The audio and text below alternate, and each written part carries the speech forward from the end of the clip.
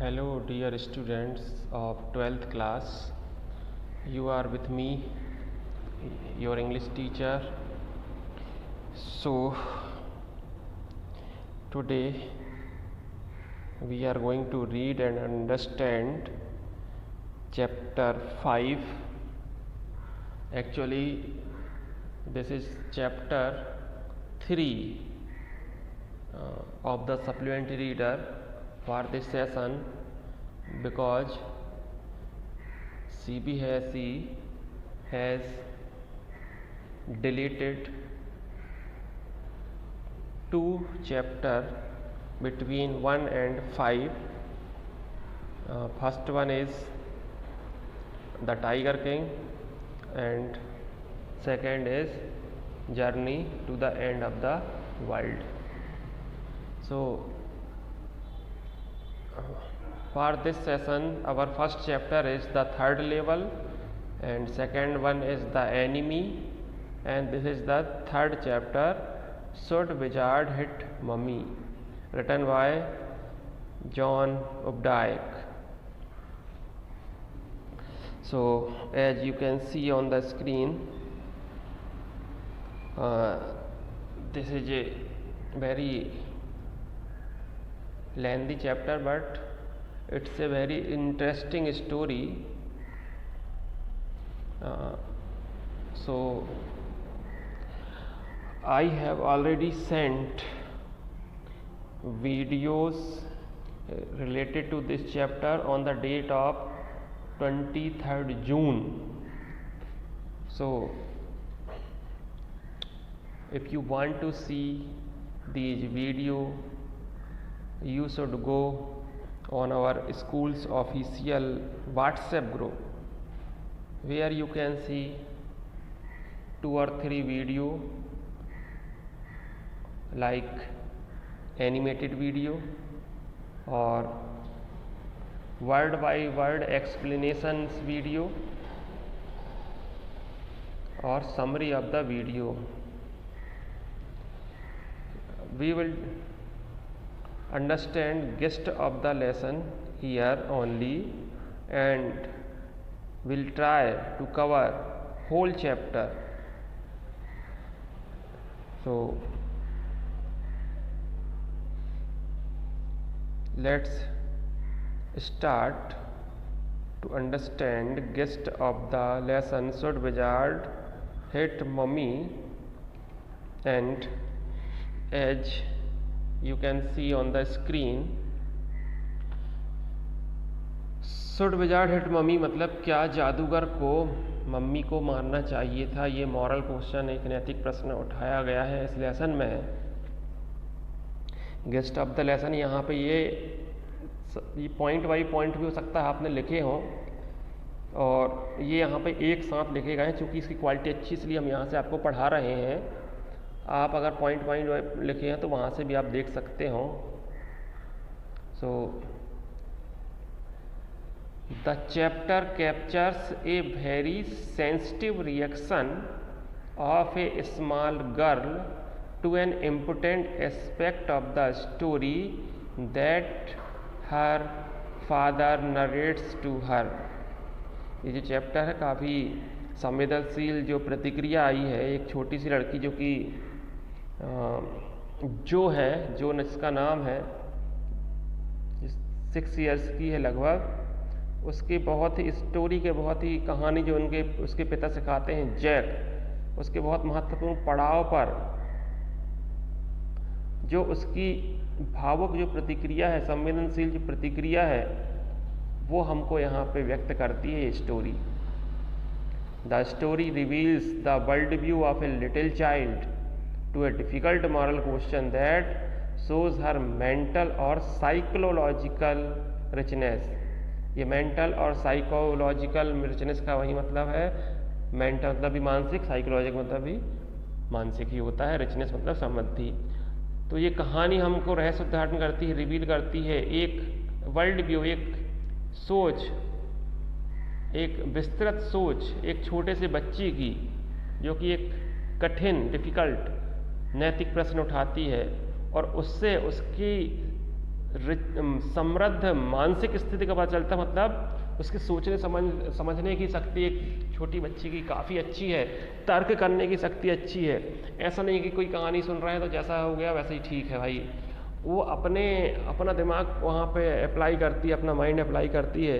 वो what is wrong, what is right, क्या सही है क्या गलत है, ये उसके अकॉर्डिंग वो बताने का प्रयास करती है वो।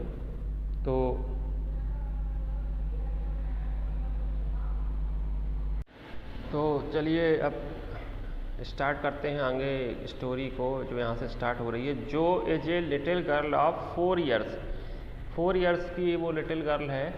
Earlier I said to you that she is 6 year old, so I am going to take my comments back. So she is a 4 years old. She is engaged in a story session with his father. अपने पिता से साथ वो story में काफ़ी engage है, वो story बहुत ध्यान से सुनती है, ध्यान लगाकर सुनती है।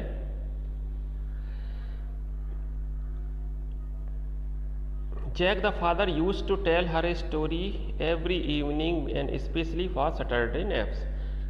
हर दिन हर शाम को जैक जो उसके पिता हैं वो कहानी उसको सुनाते हैं, और ख़ासकर शनिवार की झपकियों के लिए, क्योंकि छोटे बच्चों की आदत जो रहती है कि कहानी सुन के सो जाते हैं, उसके लिए। जो feel her self involve with the character and the happenings, जो भी कहानी सुनती है, जो भी उसके कैरेक्टर रहते हैं उससे अपने आप को इन्वॉल्व कर लेती है, और जो भी कहानी में घटित होता है तो वो उससे अपने आप को संबद्ध कर लेती, जोड़ लेती। सिर्फ एक नीरसता के भाव से कहानी नहीं सुनती है, वो कहानी बहुत रुचि से सुनती। The story always had an animal with a problem. जो कहानी रहती थी जैक की, वो हमेशा नई नई कहानी तक कहाँ तक सुनाते, तो उनका वही तरीका रहता था कि एक एनिमल रहता था जो समस्याग्रस्त रहता था, समस्या रहती थी उसके साथ, उसका नाम भी फिक्स रहते थे। एक रोजर नाम का एनिमल रहता था, उसमें वो सरनेम बस एक्स्ट्रा जोड़, रोजर फेस, रोजर लॉयन, या जो भी हैं, अगर आप में बुक में पढ़े होंगे तो उसमें बहुत सारे नाम हैं, पर सारे नाम रोजर से स्टार्ट होते थे। इस बार की जो स्टोरी है वो रोजर स्कंक की रहती है, जिसके बारे में हमको जो मॉरल क्वेश्चन उठाती है, वो जो स्टोरी रहती है वो रोजर स्कंक की है। और जब भी ये एनिमल प्रॉब्लम रहते तो उसका एक ही उसमें सॉल्यूशन रहता है कि वो अपनी प्रॉब्लम लेके जाते थे। The old owl advise him to visit the wizard who would solve the problem. अपनी प्रॉब्लम लेके वो एक बूढ़े ओल के पास, उल्लू के पास जाते थे, और वो कहता था कि भाई मैं प्रॉब्लम को सॉल्व नहीं कर सकता, तुम एक काम करो, जो एक इस स्थान पर कोई एड्रेस बताते थे, वो उसमें बुक में दिया है डिटेल में, वहाँ पे आप जाएं और वहाँ जादूगर रहता है, उससे अपनी समस्या बताएं, वो आपकी प्रॉब्लम सॉल्व कर देगा। स्कंक प्रॉब्लम, रोजर स्कंक, जो इस बार स्टोरी रोजर स्कंक की है, उसकी क्या समस्या थी? ही स्मेल्ट बैड, वो बहुत दुर्गंध आती थी उसके बॉडी से। Visited the wizard who change, तो ये रोजर स्कंक की ये प्रॉब्लम थी कि he smelt bad, visited the wizard who change it to the smell of rose. तो ये जाके उल्लू के पास जाके, जो बूढ़े उल्लू के पास जाके रोता है, और वो उसको वहीं एडवाइस देता है कि तुम जाके विजार्ड से मिलो, वो तुम्हारी प्रॉब्लम सॉल्व कर देगा। तो वो जाता है, विजार्ड को सिक्के मांगता है, उसके बदले में उसकी प्रॉब्लम जो सॉल्व कर देता है। अब उसके शरीर से गुलाबों की सुगंध आने लगती है। जो रोजर स्कंक उसके साथ, क्योंकि बाकी बच्चे खेलते नहीं हैं, दुर्गंध आती है इसलिए।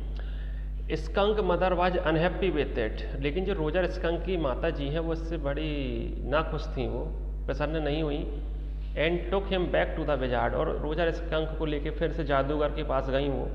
सी visits the wizard and asked him to restore the original smell, और उन्होंने एक छड़ी से जो रोजर स्कंक की माता जी हैं, उन्होंने एक छड़ी से जादूगर के सिर में मारा और कहा कि इसको आप जो का त्यों रिस्टोर कर दें, उसकी ओरिजिनल स्मेल, जो भले दुर्गंध ही है लेकिन उसको फिर से वापस कर दें। She wanted her son to keep his identity of a skunk, वो चाहती थी कि उनकी जो आइडेंटिटी है रोजर स्कंक की, भले दुर्गंध आ रही हो, पर उसकी जो प्राकृतिक रूप से ईश्वर ने प्रदान किया है वो पहचान कायम रहे, जारी रहे।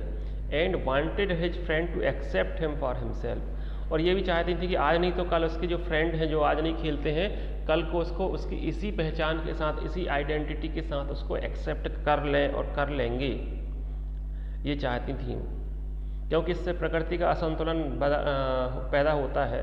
यदि कोई नेचुरल चीज़, कोई भी नेचुरल एनिमल्स हो, स्पीसीज हो या anything else, if anyone try to change it, so the wizard changed him back to smell like a skunk। तो जादूगर ने फिर चूंकि उसको रोजर स्कंक की माता जी ने सिर में मार दिया था, तो डर के मारे बेचारे ने फिर से अपने आप को जो रोजर स्कंक उसकी ओरिजिनल स्मेल में वापस ला दिया उसने जादू करके।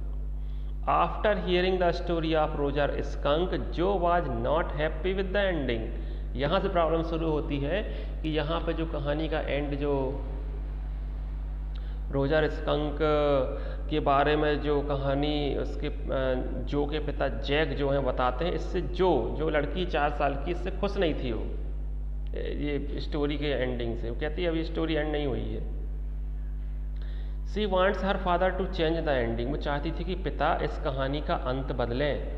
She wants the wizard to hit the mother back and let Roger be, which her father was not ready to do to establish his authority. वो एस्टेब्लिश हिज अथॉरिटी मतलब उनकी कहानी पे जो अधिकार क्षेत्र था, जो कहानी वो बता रहे थे, तो वो नहीं चाहते थे कि उनके अधिकार क्षेत्र पे कोई और अतिक्रमण करे। और जो ये चाहती थी कि जो जादूगर है वो फिर से रोजर स्कंक की मम्मी को मारे और रोजर स्कंक को फिर से गुलाबों की खुशबू प्रदान कर दे। तो जो चूंकि इतनी अटैच हो गई थी रोजर स्कंक की प्रॉब्लम से, वो नहीं चाहती थी कि वो फिर से बैड स्मेल करे, उसके साथ दूसरे बच्चे ना खेलें, वो दुखी रहे। पर वो इस भाव को नहीं समझ रही थी कि जो रोजर स्कंक की मदर है वो भी उसका भला चाह रही हैं, उसकी ओरिजिनल आइडेंटिटी को बरकरार रखना चाहती हैं। लेकिन वो 4 साल की बच्ची है, यहाँ पे वही है डिफ़िकल्ट मॉरल क्वेश्चन उठा रही है। और जो पहले बात की गई थी फर्स्ट पॉइंट पर कि वो काफ़ी उसके यहाँ से मेंटल और साइकोलॉजिकल रिचनेस का पता चलता है, तो यहीं से पता चलता है कि वो ऐसा नहीं कि स्टोरी सुने तो हाँ ठीक है उसको वैसे ही एक्सेप्ट कर लिए। वो इतना इन्वॉल्व है स्टोरी में कि वो पिताजी से कह रही कि आप इस कहानी का एंड बदलो, आप इसको इस तरह से एंड करो कि जादूगर ने फिर से रोजर स्कंक की मदर को सिर में मारा और रोजर स्कंक को फिर से गुलाबों की खुशबू प्रदान कर दी। पर इसके लिए पिता तैयार नहीं है। यहीं से this raise a difficult moral question whether parents possess the right to impose their will. Possess यानी अधिकार, क्या पेरेंट्स को अधिकार है बच्चों पे अपनी विल यानी अपनी इच्छाओं को इम्पोज करने का, अपने इच्छाओं को लादने का अधिकार है क्या पेरेंट्स को ऑन देयर चिल्ड्रन, अपने बच्चों पे। Her father finds it's difficult to answer her question. और जो के जो पिता हैं वो कठिनाई में पाते हैं अपने आप को, किस तरह इस बच्ची के प्रश्नों को अब जवाब दिया जाए। तो so we have completed gist of the lesson should wizard hit mummy, and if you want you can see video of this chapter available on YouTube. बहुत सारे वीडियो हैं, एनिमेटेड वीडियो हैं, आप चाहें तो वहाँ यूट्यूब पे सर्च करके चैप्टर का नाम देख सकते हैं। और पहले भी हमने इस चैप्टर की लिंक आपको शेयर किया हुआ है। तो अब अपने को थोड़ा डीपली पढ़ना है हर चैप्टर को, क्योंकि आपके जो अगस्त में एग्ज़ाम होने वाले हैं उसमें मल्टीपल चॉइस क्वेश्चन पूछे जाएंगे। तो आप थोड़ा ध्यान से उन वीडियो को देखें और पढ़ते रहें, घर में रहें, सुरक्षित रहें। धन्यवाद।